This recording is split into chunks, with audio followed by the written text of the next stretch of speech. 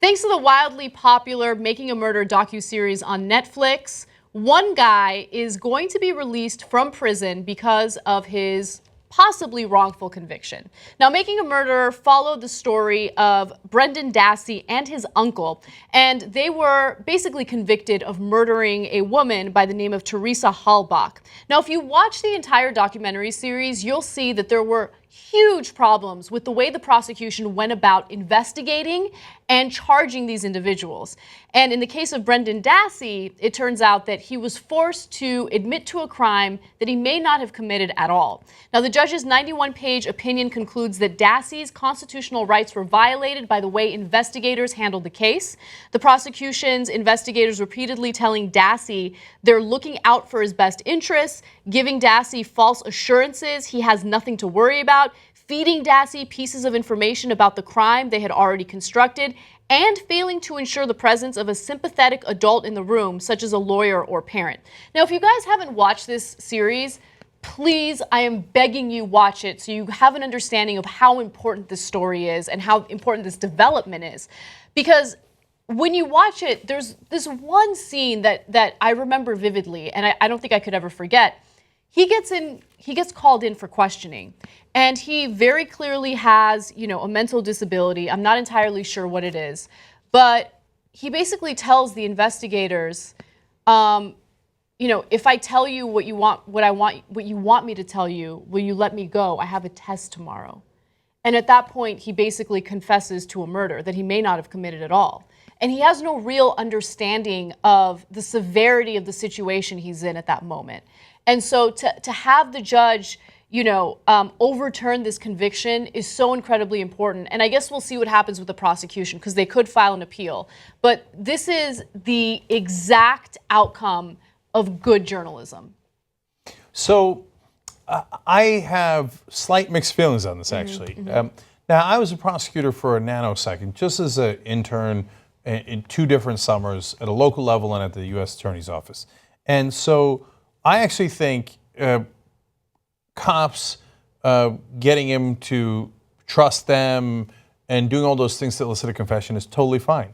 I mean, if we bind the hands of the cops too much, well, then we're just screaming at the defendant, whatever you do, don't cooperate, don't tell us what actually happened. But oftentimes they want to get it off their chest, and if you let them, they will confess, and if you set up the right situation. Now, in this case, though, the kid because he's 16, clearly had a mental issue, clearly did not understand what he was signing or what he was agreeing to. Clearly they led him into this confession that he didn't really know what had happened. Because if I'm the cop there, or if I'm the prosecutor and I saw this evidence, and they say, oh, he said that he would sign the confession as long as he got to go home and study for his test. I'd be like, oh, okay, no way we're using that confession, because he obviously didn't understand what the hell he was signing. Like, once you sign that, you're gone for life. There's no test the next day, right? He doesn't have the mental capacity to understand it. And you hope that prosecutors seek justice instead of just wins for their career. But oftentimes we've seen that that is not the case. Look, there are 2 problems here. The first problem is when you use these types of tactics, you might get someone who didn't even commit the murder to confess to a murder, right?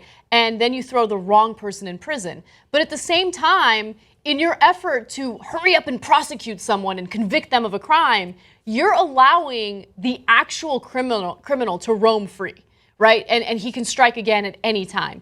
And so that documentary series was so important, not because it focused on this specific crime at hand, but because it is a symptom of a larger problem that we have in our justice system.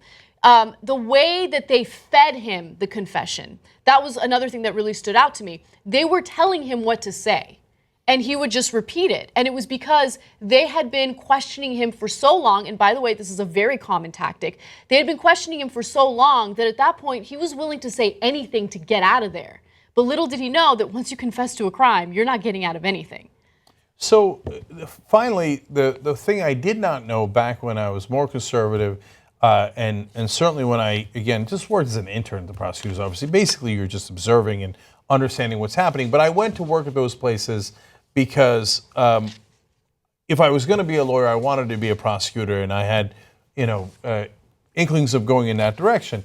And what I didn't know back then that I know today is, out of the people who were exonerated with DNA evidence, it turns out 1 in 4 of them confessed to a crime they never committed. I had no idea back then the degree to which people do false confessions. Because I would have thought logically, because we all think from our own perspective. And from my perspective, I would never confess to something I didn't do. That's crazy. Why would I do that? That's so irrational.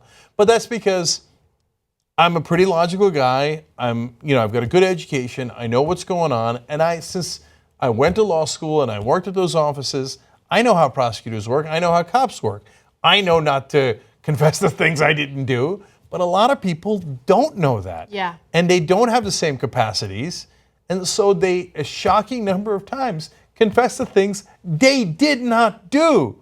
So that's why we have to be very careful about the surroundings in which we get that confession. Not because we want to be polite or nice to the defendants, but because we want to make sure we're getting the right guy.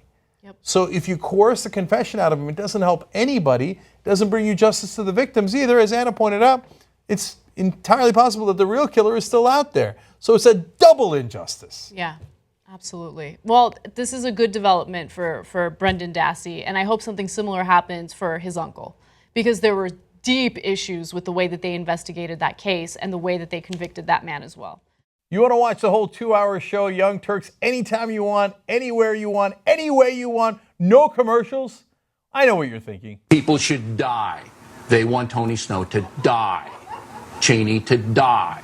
That's not what I meant at all. Nonetheless, become a member, tyrtnetwork.com/join.